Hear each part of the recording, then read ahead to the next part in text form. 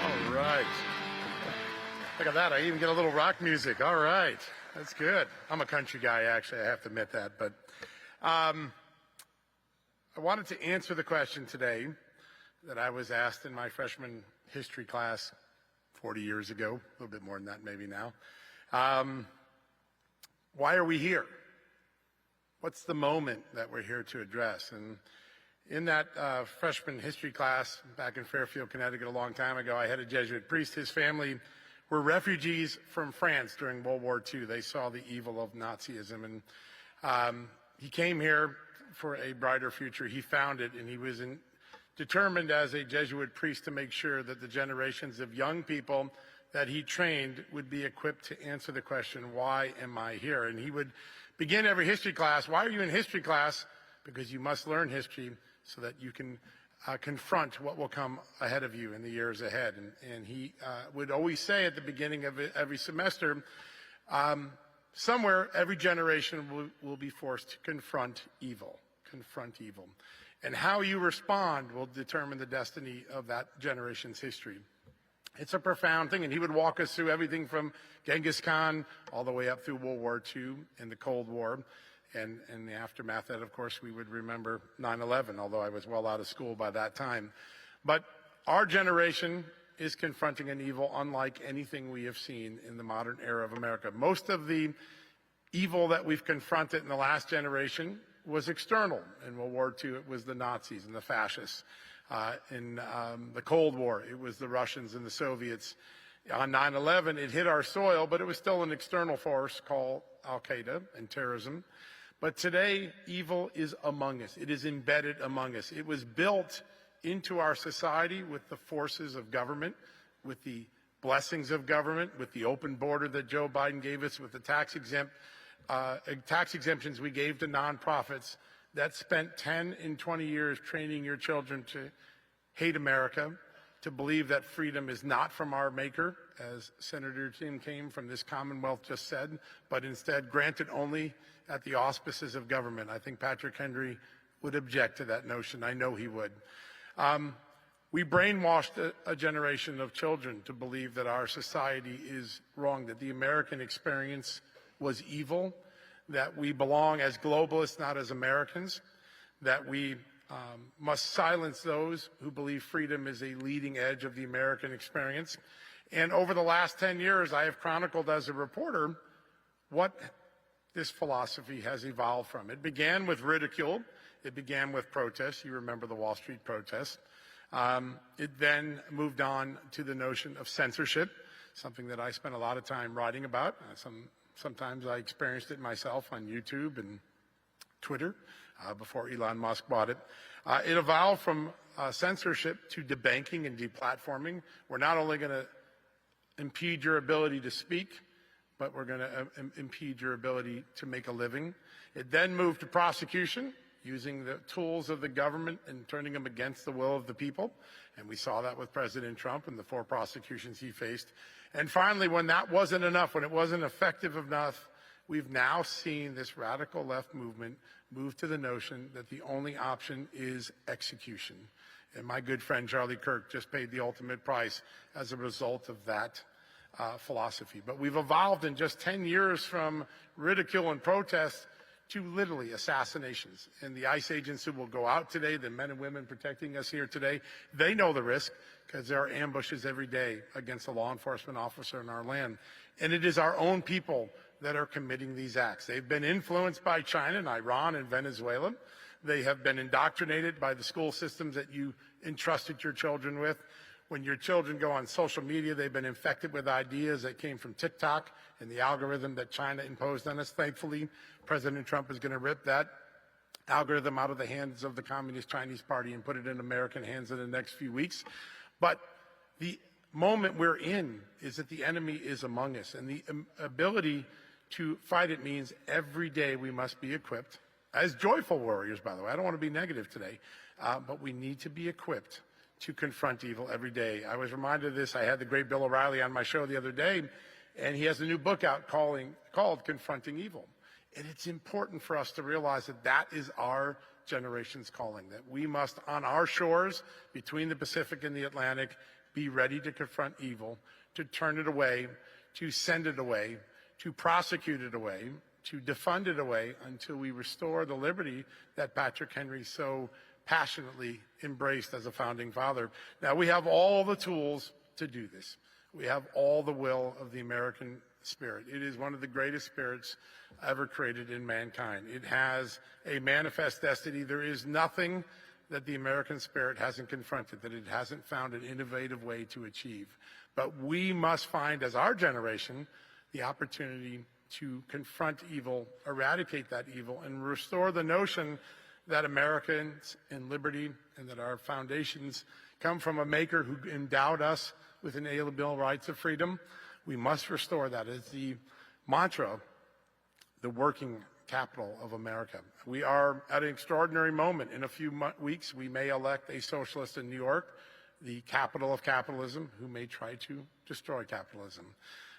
We see people every day go out and continue to argue that freedom is a bad thing. We have a member of the United States Senate that said the unthinkable, I think, that we're really not given freedom from our Creator. We're giving it from government. I can't believe I live in the Commonwealth that elected that gentleman. But this war began as a war on truth. I've said this a few times. I said it at Charlie Kirk's event a couple weeks ago before he passed. I was with him in Colorado.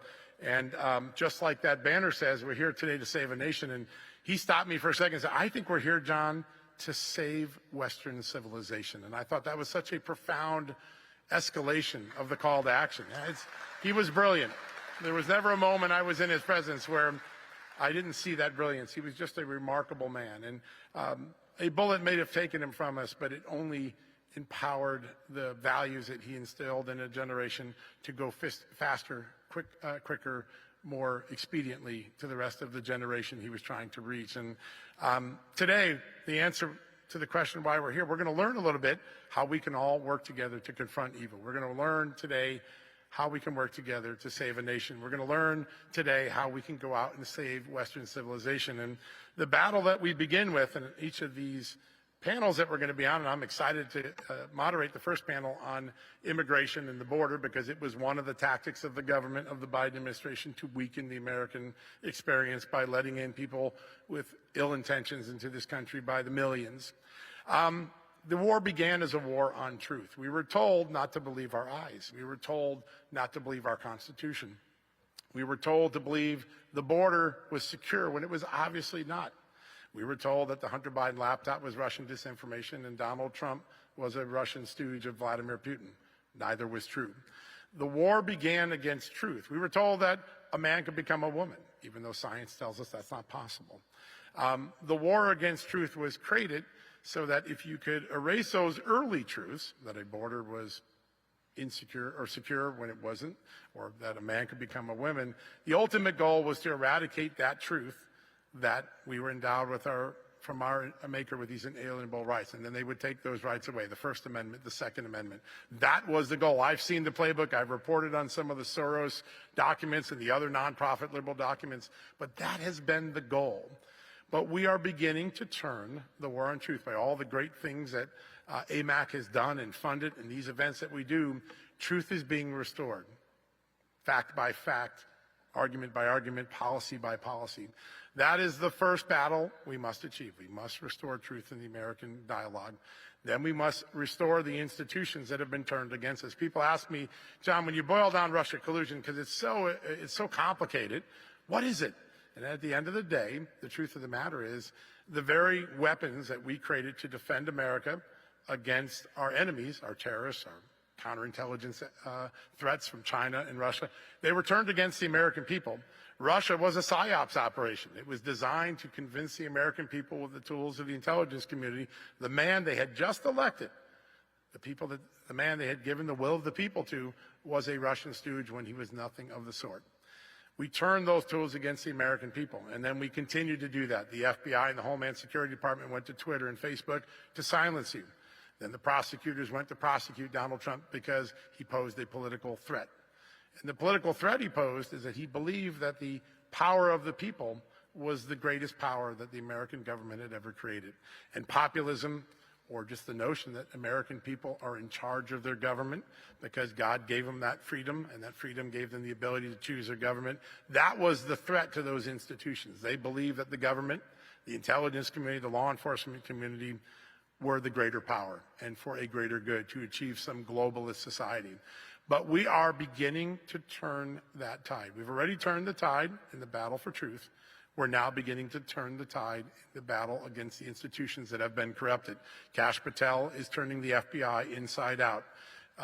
The Director of National Intelligence, Tulsi Gabbard, is shrinking the extraordinary establishment intelligence committee, putting it back on the job of going after foreign enemies, not Catholics in church, not parents at school board meetings. It's an extraordinary effort that has to have a longevity to succeed. And the history of politics, the history of elections say that we are a short experience country. We have short attention spans.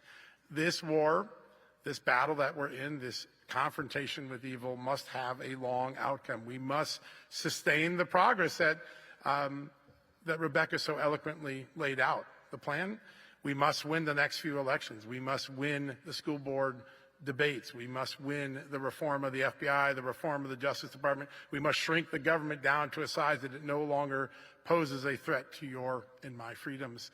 So we're here today to figure out how we're going to carry that out. We're going to get great advice from very smart people.